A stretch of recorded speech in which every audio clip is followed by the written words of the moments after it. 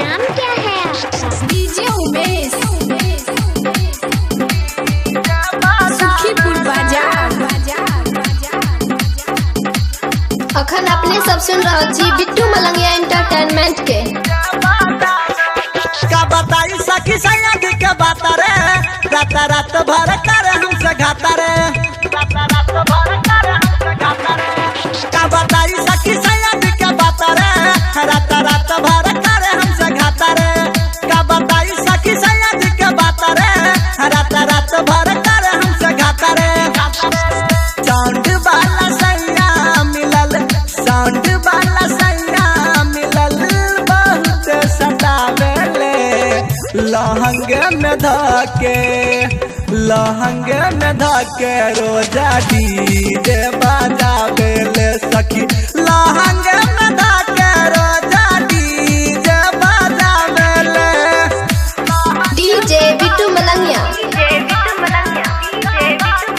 मधुबनी। नाम क्या है mix by Maa music recording studio Ladania.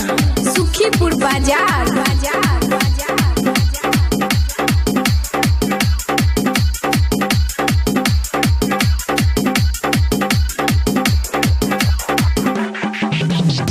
छत पटेला कलेस बरहा के डीजे के बेस, बुक बुक बारेला लाइट, हमारा ढीला भइल बदन टाइट, ढीला भइल बदन टाइट, बदन टाइट।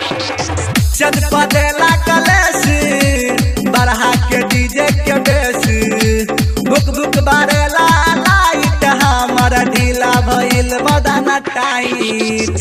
हमारा मोबाइल में अपन, हमारा मोबाइल में अपन सीरीज पिन घुसावेले लहंगे में धके, लहंगे में धके रोजा डीजे बजावेले सखी, लहंगे में धके रोजा डीजे बजावेले।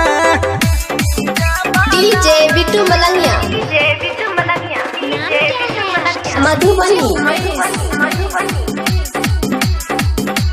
सुखीपुर बाजार।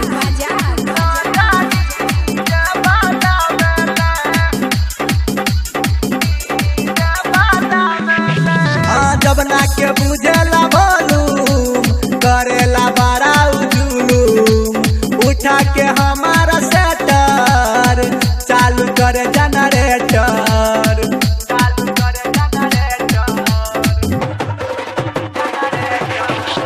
जबना के बुझेला बोलूम, करेला बड़ा उजुलूम, उठा के हमारा सेटर चालू करे जनरेटर।